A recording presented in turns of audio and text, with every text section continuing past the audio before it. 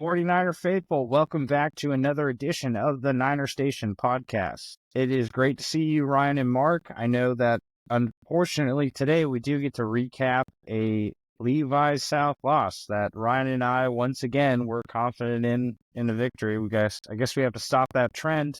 And Mark was correct, but I don't want to get into it too deep. We'll get through it today at the podcast. But Ryan and Mark, how are you guys doing? Tommy, another week in a row where kind of coming into the podcast just totally feeling defeated because of the 49ers and because of the way they lost. It has me feeling down in the dumps. So we're obviously going to get into it. Mark, how are you doing today? Doing pretty good, guys. Good to see you again. It was a good weekend of college football. Watching that Colorado game late Saturday night, the Hail Mary, I was like, oh man, we got some good vibes going into the Sunday football schedule. And then the Niners let a game that they dominated for 3.5 quarters slip out of their fingers, and they are now 1-2, looking down the barrel. Some tough games ahead and a tough stretch midseason. So I'm excited to get into what was a downfall against the Rams and just a heartbreaking loss for the 49ers. Yeah, I mean, I would have loved to predict a different score. I thought it was going to be in the mid-20s. 27-24 loss. We had multiple opportunities to win this game. We could talk about the going forward on 4th and goal from like the 1 or 2, and didn't QB sneak it. And we already previously QB snuck successfully 2 or 3 times on that same drive. We've already shown that we could execute that play, the tush push, if you will. Didn't do it. Decided to run the ball outside. Didn't work. Right. We did a lot of things where we missed a field goal. Jake Moody letting us down. A high draft capital, not getting the field goal that would have sealed the deal. There's a few things that we could have done to win this game. You can blame it on Shanahan, but the only person I think we could all agree, and let's just start with this, Brock Purdy played a hell of a game. Brock Purdy, everyone knows that the Brock Purdy hate has been real ever since he's been the starter on the 49ers. Everyone's always doubted this guy, but I feel like after this game, he definitely silenced all the haters because he put the team on his back. Another big performance from Jauan Jennings. We'll get into him a bit more, obviously, but Brock, he executed without his weapons too, without George Kittle, without Deebo Samuel, and of course, without Christian McCaffrey. And this was our first opportunity where we got to see how Brock would perform without all of his weapons, without the Avengers. And I'm sure a lot of people were curious around the league to see how he would perform. And Brock exceeded all of our expectations. And I'm really happy with his performance. It's just unfortunate that we couldn't walk away with the win that we had in the bag. Yeah, you're completely right. In a game that was just such a heartbreaking defeat, Brock Purdy was a bright spot in the game, along with Jauan Jennings. And last podcast, we mentioned, this is going to be a preview on what the offense could look like in the next few years once he gets paid $60 million. And based on what I saw, he can elevate guys around him when he's getting paid that much and kind of afford to lose maybe a weapon here or there. I mean, the guy is just so poised. It doesn't matter who he's throwing the ball to. He is throwing dimes into coverage in perfect locations where only his guy can get it. He's trusting his big receiver in Jauan Jennings downfield, pushing the ball downfield, even throwing the ball to the likes of Ronnie Bell downfield, throwing a dime. Can't catch the ball. We can get into that later. But the guy was just money when you needed him, moving the ball up and down the field. And to me, honestly, looked probably like the second best player on the field only because Jauan Jennings looked like a young Randy Moss. That came out of nowhere. But you love to see that. And another thing Purdy did in this game is he ran the ball really effectively. He had 41 rushing yards, got a couple of key runs on third down to pick up a first down here and there or get us into third and short, sorry. And so Brock Purdy, this was his coming out party. I think if you're now a hater on Brock Purdy, still a hater on Brock Purdy, then you just are never going to be behind him. It's just going to be one of those things where you're not a Purdy fan, you just don't believe in him. But everything I saw on Sunday from Brock Purdy proves to me that he is well worth the money that everyone's talking about.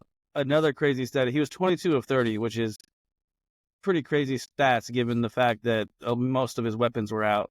But that was 22 of 30 with 4 drops, 2 from Ayuk, 2 from Ronnie Bell. So you're talking about a guy that almost threw for 300 yards. If those 4 balls that were well-thrown balls were caught, he is now 26 of 30 with well over 300 yards and, 3 touchdowns in a game without all his weapons, supposedly.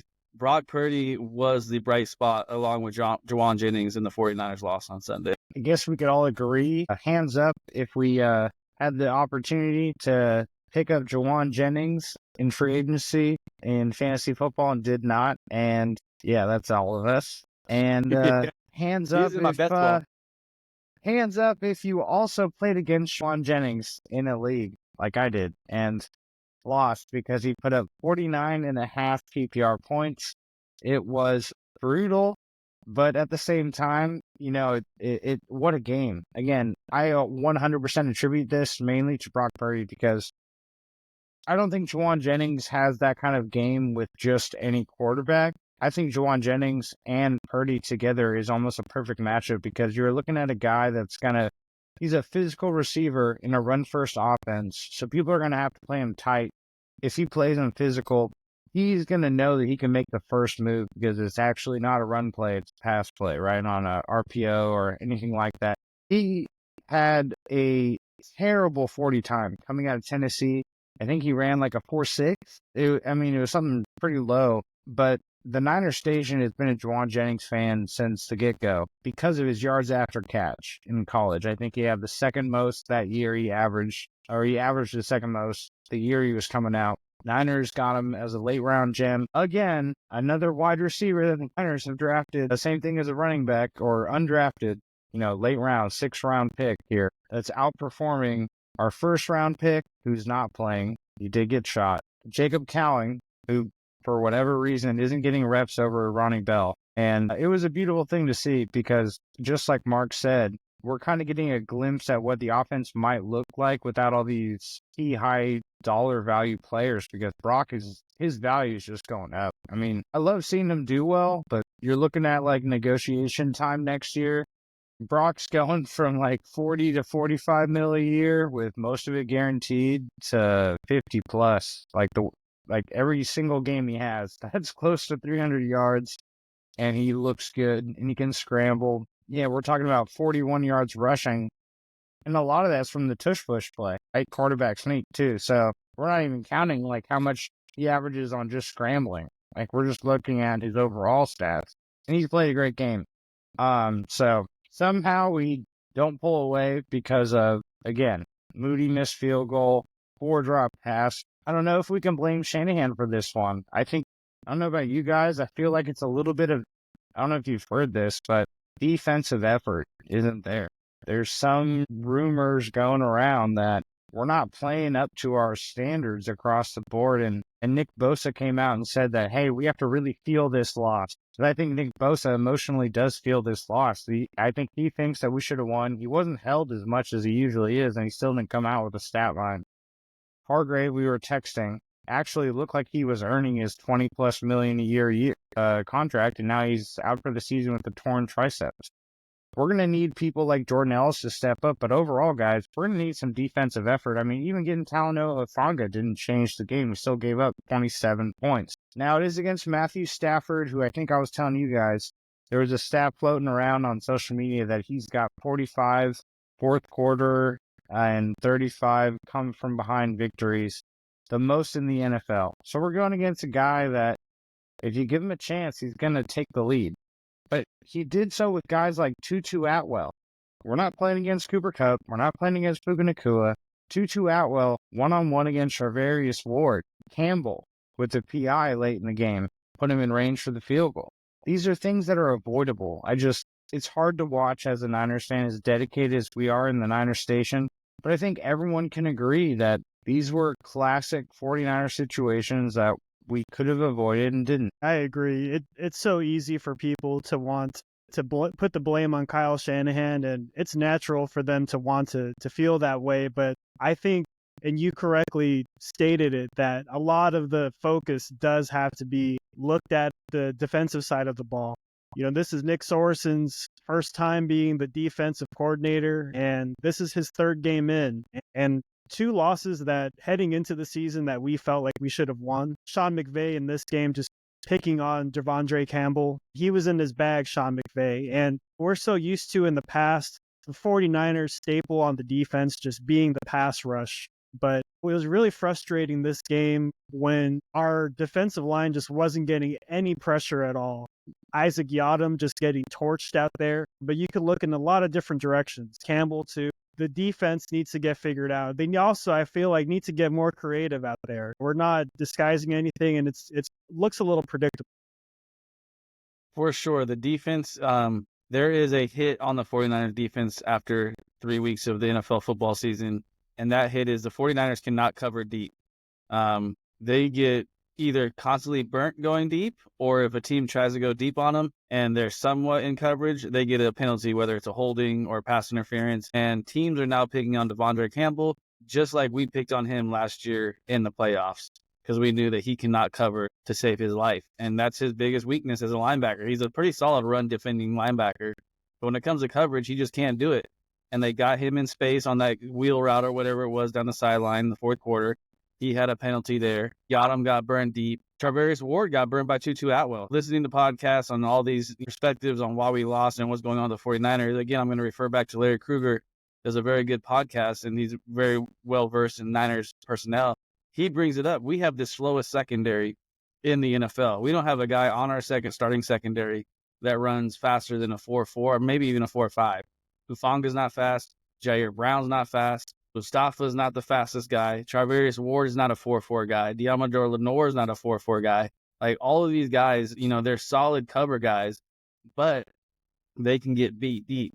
Ryan, you're right. The pass rush has been the staple for us. And when you have a pass rush, you can afford to have DBs that play that style, because they're going to get hands on the receivers, maybe delay the route a little bit. But if the pass rush is not getting home after 3-4 seconds, now you're in trouble, because you got speed guys like Tutu Atwell, Justin Jefferson, Brandon Powell last week with the Vikings, just guys getting open downfield and just hitting us with big gashes on defense. And that, that along with special teams was the big deciding factor in this game. In the fourth quarter, when the Rams made the comeback, there were a lot of big plays down the field, either completions or pass interference holding calls, and that's what cost us. And then I'm going to jump right into the special teams. Like, it was defense and special teams. Last week, I was very, very, very critical of Kyle Shanahan. I said that I don't think he should be fired, but that game was on him because of his game plan.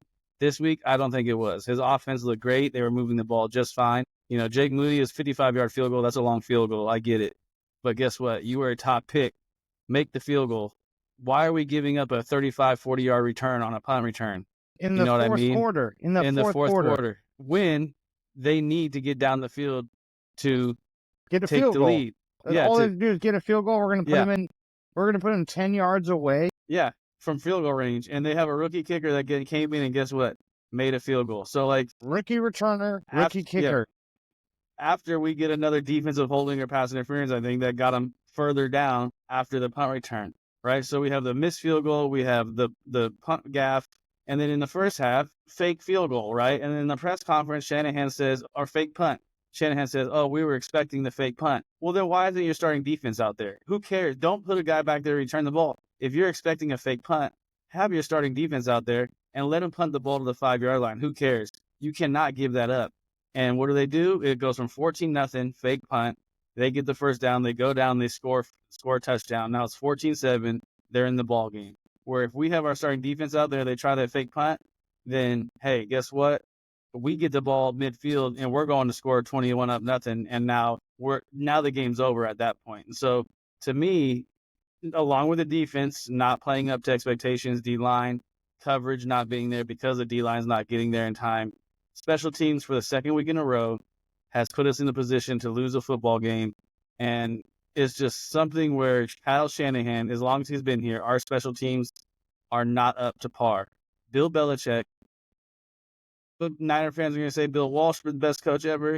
Bill Belichick has a very good argument to be the best coach ever. That guy emphasized special teams as much as he did offensive defense because he knows it can be the difference in a football game. And the way our special teams is playing right now, I'm back to the high tower. I don't even know what this coach's name is. We need the special teams to play championship level football. The stat I saw is the Niners ranked 28th or 29th in the league in special teams performance so far through 3 weeks. And that's not including the fake punt because that's considered a defensive snap. If you include the fake punt, they're 31st or 2nd. And that's just not how you win a Super Bowl in this league. So The defense is not living up to par in the passing game, and special teams has now cost us, in my opinion, 2 weeks in a row games that we should have won. Well, it definitely cost us this week, hands down. I've said it time and time again. It always feels like Kyle Shanahan and his coaching staff neglect special teams as a phase of the game, importance-wise, right? And here we are in week 3. We just came off another loss where you could argue, again, the last 2 losses you could argue are special teams related. As far as the defense goes, we're paying like $50 to $100 million for a defensive line, and we're getting absolutely no sacks, no pressures. We're getting it here and there, but we're not getting it at $100 million value. Same thing we're talking about for our wide receivers. I mean, without Hargrave, we're now going to be paying $20 million this year to still get less production. So Jordan Elliott has some big, shoes to fill. But if we can't fix special teams, we have no chance at a playoff run. Because with the new kickoff rules, with the NFL already saying that we suck at coverage, we suck at recognizing fake punts, tell me it's not predictable that this is going to happen again. I mean, there's game film on how to beat the Niners. You go deep. You can burn us. If you have a burner wide receiver, just go deep. So I can't wait to play Xavier Worthy in the Chiefs. I mean, when you get to the Bills, Chiefs, to go Cowboys, against all these teams that have decent special teams programs, because against us, you're absolutely right, Mark. We're probably ranked 30th, 29th today, but if you include the fake punt stats, you're right. We're definitely, no matter what, we're bottom 5 against kick returns and then special teams in general. And you can't win a championship, you can't win a Super Bowl, can't make the playoffs without that being a key component of the game, because here we are again, giving field position to a team in a key situation where we don't need to. We just had a decent punt game. We could have stopped that, or punt return game, punt return defense. We could have stopped the fake punt. If we had a decent punt return defense, again, we could have stopped a 42-yard return when we can't. We're up by, or it's a tie game, right? It's 24-24. All we have to do is keep them out of field goal range. Our defense is good. That's the game plan. How does it happen? It's like, it doesn't make any fucking sense to me. The game plan is to stop a punt return, but we don't stop the punt return. And then we lose the game. And that's going to continually happen, especially in these close division matchups. I mean, we have Arizona twice, Seattle twice, and LA one more game. So that's 5 games that we could lose. Seattle always has a special teams play against us. Seattle always has a special teams. Yeah. All right. If I'm a betting person, tell me you wouldn't take this bet. Over under half that a fake punt the exact same way that the Rams did gets ran against us by one of our divisional teams. A fake punt or a punt return for a touchdown, like, that's going to happen. It's going to be an over because we don't know how to play special teams. And I don't want to criticize Shanahan on the loss, but I do want to bring up again that I have said multiple times that we neglect special teams. And it doesn't make any fucking sense to me. We neglect clock management and special teams on the Niners, and we always get ourselves in situations where a couple extra seconds could have helped, but we call a late timeout, or we don't throw a flag, or we don't do all these things. And coming down to special teams, it's even more frustrating because these are avoidable things. If we were to just run safe punt every play, this is avoidable. But no, we play regular punt, and no one knows that there's a possibility of a fake punt happening. Like, it just looked like we were so unprepared. And that doesn't make any sense to me because all these people have been playing football their entire lives, and they know how important special teams are. Like, all of us have played football. We know that you could change the game by getting an extra possession through special teams. And that happens to us, it seems like, every game. Or a long return. Once every 4 games, there's a big play on special teams we give up. Like, it's like a pattern with the Niners again, though. Like, this has been happening since we were in college when, Kyle Williams fucking muffs a punt. Like, we have perennially,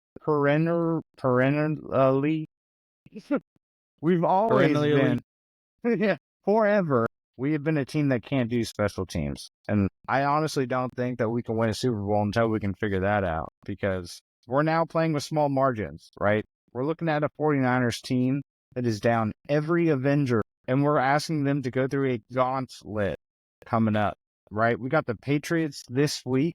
I don't want to segue us in too far, but maybe we should, because I don't know about you guys, but it is Tuesday night, and I absolutely hate to reminisce about a loss more than we should. And we got 24 minutes in here, so let's switch over to the Patriots Week 4. What are your guys' thoughts? Initially, I'm going to say that if Brock Purdy doesn't play, this game obviously gets a lot closer. But Brock Purdy does play, I think, is the trending in the media so far on Tuesday nights. How do you guys think this week's going to go? Well, let me tell you first off, if Brock Purdy is not playing, we're going to be in deep trouble. We have faith in our backup QBs, but from what we saw from Brock Purdy, he's a game changer. We already talked about how important he is to our offense, especially without all of our Avengers. But one thing that really stood out to me after watching the game again, Kyren Williams really gassed up our defense. He had a few touchdowns against us, and just looking forward to the Patriots, I know that they like to run the ball too, and they have a pretty big running back themselves in Ramondre Stevenson. He'll run you over, he'll run down the middle. That's kind of their, style of running the ball. And that makes me pretty worried just observing how our defense was able to handle the ball, handle Kyren Williams and their running schemes. So that's something that I'm going to look forward to this week. Is the defense going to make those adjustments to be able to stop the run and make Jacoby Brissett or whoever the quarterback's going to be, make them make a play through the air. So we'll see how that goes. Yeah, the Patriots are an absolute must-win this week when I'm looking at this game. I pulled up the schedule here. After the Patriots, we have the Cardinals, the Seahawks, the Chiefs, Cowboys, Buccaneers, Seahawks again, Packers, Bills. Before we play the Bears, which should be another easy win, but we're talking not until December 8th after this game. Every single one of those games is going to be a challenge. Cardinals always play us well. Seahawks, the division games are always tough. Then you got Chiefs, Cowboys, Bucks, Packers, Bills as your non-divisional games. And so for me, this game has to be a win. And Ryan, you're 100% correct. Ramondre Stevenson is a top back in this league. He's putting up numbers this year with Jacoby Brissett as his quarterback, where teams have no threat of a deep. Not only is Jacoby Brissett the quarterback, name a receiver, right? So they have no threat in the passing game. Hunter Henry is probably their best receiver, and he's a tight end. Kendrick Bourne, I don't think, is still back from injury. And so this is a game where the defense, this is a get-right game for the defense. If you give up over 14 points, the Jets just held them to 3 points, I think. So if you give up over 14 points to the Patriots, you're in trouble. Again, I don't know. The way this year is starting, I've said it gives me 2020 vibes. I'm looking at this 49ers team in that until they prove me wrong, I'm looking negative. And what scares me about this game is I think Gerard Mayo is a young up-and-coming coach, much like D'Amico Ryan. I think Gerard Mayo was a captain from day one in the NFL at linebacker. Very smart guy. If you're going to start day one for Bill Belichick at middle linebacker, you're a very smart linebacker and you know what you're doing. He is bought into the old school style of football, pound the rock, ball control, let our defense get on the field, make plays. And that's kind of the Patriots, formula for the first 3 weeks of the season. It worked through the first two. The Jets got them on a short week on prime time in Thursday Night Football. But I think that this is a game where the Niners, I definitely think the Niners should blow them out. I feel confident the Niners will blow them out. But the chaos that the Niners seem to have going on right now, where you have people making money not stepping up, people making money not being able to play and active. CMC is going to Germany like Kobe Bryant at the end of his career to get some type of treatment on his Achilles. There's weird things going on with this football team right now. And to me, they need to make a statement. They're back at home after 2 weeks on the road. And this is a game where you need to make a statement to the league. Like, okay, we've had a couple funky weeks. We lost 2 games that we probably shouldn't have lost, but we are still contenders. If this game is not a blowout, in my opinion, there is serious doubts in my mind that we're going to be a playoff team this year. Well, one thing to think about here is I'm just now reading on the Patriots website. Apparently they're getting their second-year guard back. So they might have a slightly better O-line, which, again, against our troubled defense who's not been able to put pressure on the last 2 teams we faced, makes me worry. absolutely a must-win game against the Patriots here at home in week 4, because just like Mark said, we don't have an easy matchup. We have a 50-50 split, I think, on most games between now and December. And one thing to think December about 8th. too, yeah, December 8th, second week of December. One thing to think about though is a couple of those games, I think Green Bay and Buffalo are away in cold weather. We could get snow games, we can get rain games, could be 25 degrees. These are all things that don't really work in our favor as a team coming out of California, right? I mean, we play outdoors, but we don't play outdoors in cold weather at home. So these away games, I mean, yeah, we've beat Green Bay in negative temperatures. Mark, you've been to Lambeau. You know what it's like. It's not exactly the most comfortable situation to play a game in. And when we're looking at our division being good this year, especially NFL record-wise, us, I hate to say it, best case, going 3-3 in the NFC West would be good right now, right? Splitting evenly with every team. We've already lost one game that we thought was a win against Minnesota. We cannot lose another game right now, record-wise. Otherwise, we're going to end up being in a situation at the end of the season where we might not even make the wild card, because the Seahawks have a good record. I think they're 3-0 right now, right? They're 2 games above. Yep, they have a 2-game lead in the division. And then we have Arizona. So, like, we're looking at our best case. If those two teams continue to play well, we're fighting for the 3rd spot, which is a wild card spot. And you don't get that unless you have these wins. So I'm a little nervous. I'm not going to be as confident as I was last week. I think that some of the keys to victory, I'm just going to open it up, man. We got to figure out how to win on special teams. I know we just discussed this, but the way I'm looking at it, I'm Gerard Mayo, just like you said, Mark. I mean, I played captain and I played middle linebacker for Bill Belichick, who's arguably the best special teams coach in NFL history. I probably learned a thing or two. And while with I extra played time linebacker. to prepare. Yeah, Off of extra Thursday Night time to Football. prepare. They played Thursday. Tough loss against the Jets. I'm coming out as a head coach thinking this is a must-win. I'm coming out thinking that we're playing the Niners, who just lost against the Rams, that we could win. So now my game plan is, because if we blew out the Rams and beat the shit out of them like 47-10, Gerard Mayo's looking at it like, how do I just keep my job? Keep this a respectable game. That's not the case. We just showed our weaknesses. Now, can Demario Douglas, Tyrone Thornton, and I don't know who their third receiver is. I think he's a rookie from Washington. Yeah. Jalen Polk, I think. Jalen Polk.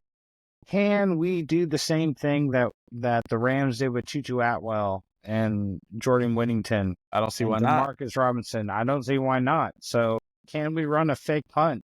Yeah, I'd do it. Pretty sure Bill Belichick loves special teams, and Gerard Mayo was groomed under it. So there's going to be something dialed up. If I were to kind of predict how things would go, I think they're going to be taking chances, even if we're up in the game. And if we give away a 3rd and long to a fake punt again, we allow them to get 3 points where we should be +7. That's a problem. I mean, we're not going to win this game unless we could figure some things out. So again, special teams against the Patriots has to be a key to the game. And lastly, for me, I'm going to say we really need to establish a running game. We did it against the Rams, but one thing we haven't talked about was how we went from Jordan Mason getting 5 yards a carry to Jordan Mason and the offense getting 1 yard a carry. I don't know what we did, but we switched the pressure on their defense. Like, we would hit them 2-3 run plays in a row. First down. It'd be a 2nd and 4. First down. 2nd and 6, first down. Like, it was almost like we were just kind of repeatedly walking their defense back, keeping them on the field, owning the time of possession. Then out of nowhere, first down pass, second down pass, third down pass, 3 and out punt. Same thing. Like, we kind of switched our game script, and it was just like what we had talked about last week, Mark, where we thought Kyle Shanahan was getting cute. So, other key to the game for me, Kyle Shanahan playing a regular offense and not getting cute. Because if something's working, you got to stick with it. And it felt like to me that we strayed away from what was working because we wanted to pass the ball on Sean McVay. We wanted to show Sean McVay that we're a better coach. We wanted to have the better scheme. In reality, guys, I hate to say it, but Sean McVay is a better head coach than Kyle Shanahan. Bringing up the bold takes. Let's be honest. I mean, he's got third string offensive linemen, an old quarterback that's really solid. Kyron Williams isn't really an RB1 in my mind. Without Puka and without Kupp, he managed to beat us. I got to give him credit where credit's due. At least, how about this? I'll say it this week. Let me retake there. Sean McVay in week 3 was a better head coach than Kyle Shanahan. I think that's fair. Yeah, because he game planned special teams perfectly. I mean, he really did. He threw a rookie returner in the fourth quarter, first touch ever in the NFL, 42-yard return, and he ran a fake punt.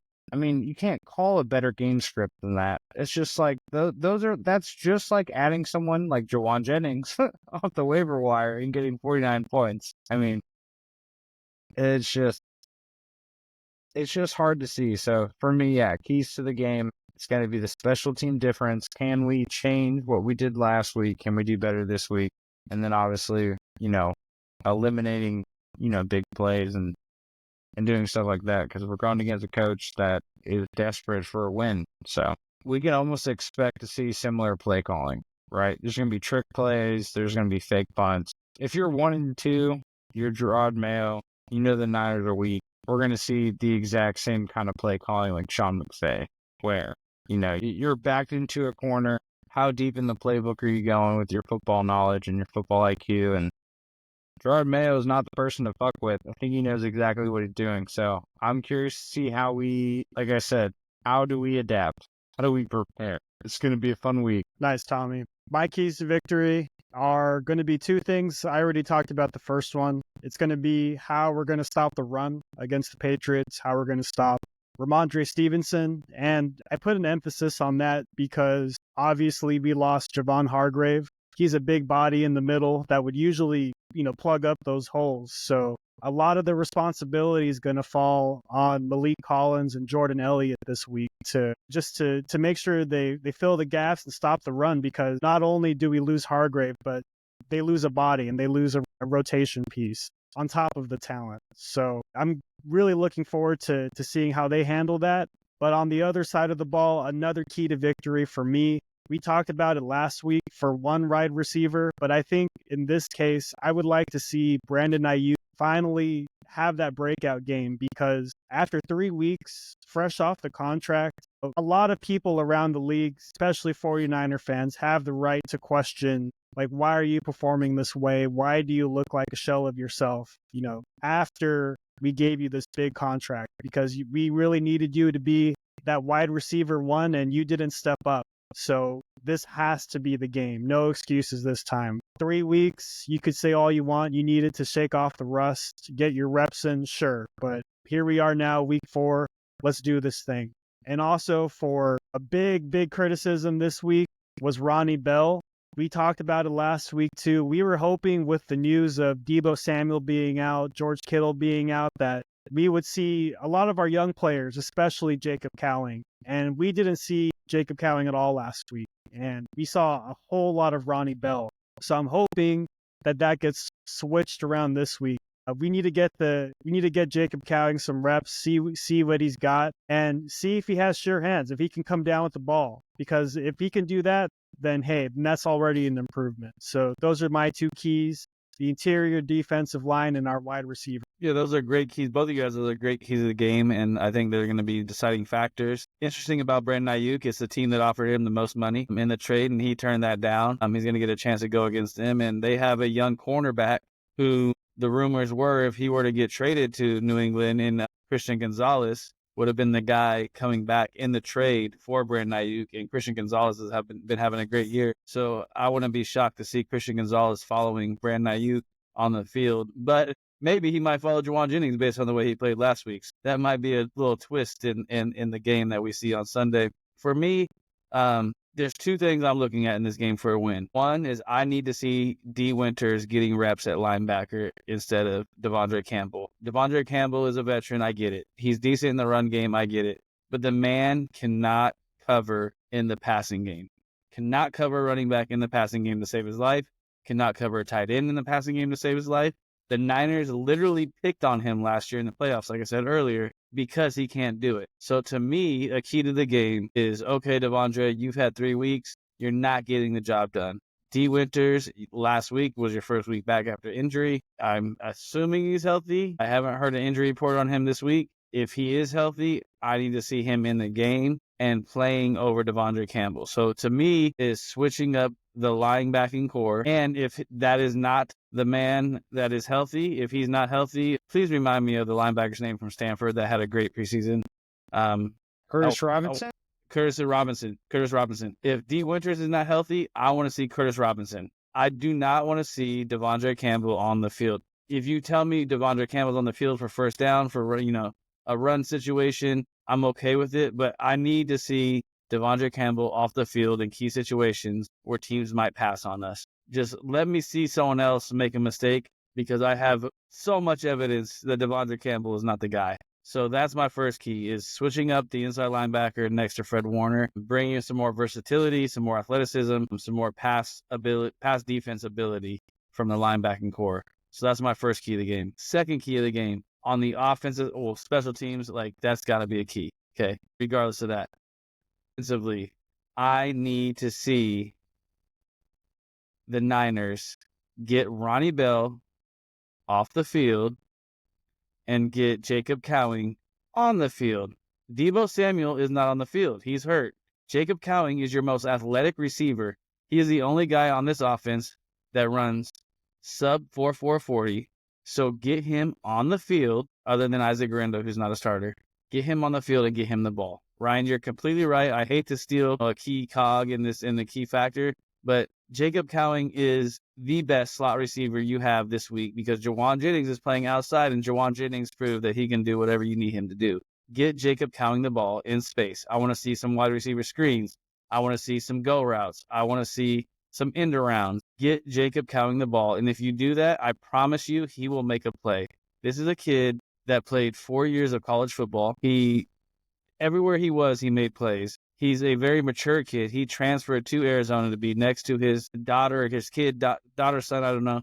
But he transferred there to be close to his kid. And what did he do when he got there? He performed over a guy who, I don't know if you watched any Arizona college football this year. Their number one receiver, McMillan or whatever his name, that guy is a surefire top 10 pick wide receiver. And Jacob Cowing is making plays as a number one receiver last year over him. So get Jacob Cowing involved in this offense and make sure that, that there's no more Ronnie Bell who's swatting passes on a go route that hits you in the hands.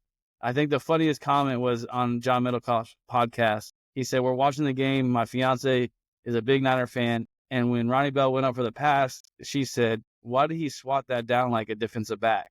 Because that's what it looked like. He can't catch. Get him off the field. He should be in the stands as a practice squad player, whatever it is in street clothes. Get Jacob Cowing involved." So for me, the two things I'm looking for this week, more athleticism from the linebacker position, whether that's D. Winters, if he's not healthy, Curtis Robinson, and then Jacob Cowing needs to be your number 3 receiver without Deebo on the field, because he is your most athletic playmaker on the field besides those guys. So that's how you win this football game. And I'm going to repeat it. If you lose this football game to the New England Patriots at home after the last 2 embarrassing losses on the road, this team is not making the playoffs. I'm calling it right now. This team is going to be picking in the top 15, and there's going to be some questions that need to be answered because they wasted their Super Bowl window. Plus, Jacob Cowing has these things called hands that he uses, and he doesn't eat popcorn before the game. Another quote that I loved from Kruger, he said, "Hey, if I'm paying you to be a wide receiver and you can't receive, you might not be the guy for the job." And Ronnie Bell cannot receive. So I think it's time for him. He's going to get cut, and then the Chargers will pick him up because Harbaugh was his college coach. That's what's going to happen. Yeah, probably. But, I mean, we've seen time and time again. Lastly, what's crazy is we texted about this throughout the whole game, and none of us have mentioned it so far. Lastly, one key to victory here is on defense. Isaac Yiadom is getting targeted left and right and beat every fucking time. And you know what that tells me? Kyle Shanahan is stubborn. He won't play Renardo Green, who can make a play. And then all of a sudden in the third quarter, guess what happened? Renardo Green came in and the offensive progression sort of changed because you no longer have an easy target. Isaac Yiadom was getting targeted left and right. We are also, according to the depth chart, I didn't know this, but Rocky Sin is still on our depth chart. I thought it got picked up by someone else. But I mean, if YC not out there. If Yiadom's getting beat, Rocky Sin and Renardo, give one of these guys a chance because they're much better than Ambry Thomas. I think we can all agree, much better than Ambry. And Isaac's getting beat. So why do we wait till the third quarter to make an adjustment? Like we don't need to do that. There's this thing called first quarter adjustments where if someone, or you just notice it in practice or from the previous week. So what I would like to see as a key to victory here is Isaac Yiadom off the field, Rocky Sin or Renardo Green in, because Renardo Green at least is aggressive. Rocky Sin is a solid, perpetual backup, same level as Isaac Yiadom, right? I mean, you can almost argue that they're both probably identical physical trait-wise. Or even move Lenore out to the outside and put, if you don't think Green's ready for the outside, put Lenore on the outside, put Green on the slot. Put Green on the slot. There's options. Like you don't have to stick with the same defensive plan every series. So as a key to victory, I'd love to see some prior to halftime adjustments where we've already been beat on 2 or 3 plays or 2 or 3 first downs, targeting. It just, for me, it felt like as someone watching the game live on TV, that every time it was a first down, who was the corner guarding him? I don't know how accurate that is. It just kind of felt like it. And what is the worst case, letting an aggressive rookie play like Renardo Green or letting another veteran like Rocky Sin go out there? And because worst case scenario, we're in the same boat. They're still getting beat. Let's at least try to, I think we talked about this, Mark, when I was giving you former coach, but coach advice where I said, look, if you think you're going to get beat, at least play aggressive football. Make the other team beat you, right? Exactly. Let's put Rocky Sin or Renardo Green in and make the other team beat us because Isaac Yiadom's not getting it done. So, but I don't know, guys. I think that we should probably wrap it up here. We're going against the Patriots in week 4 at 1-2 in a must-win game. I think that the Niners have a good chance at winning this. As we've discussed the keys to victory here, if you have not already, thank you again for listening. Please like and subscribe to the Niner Station podcast. But let's close it out here, boys. Bang, bang. Niner gang.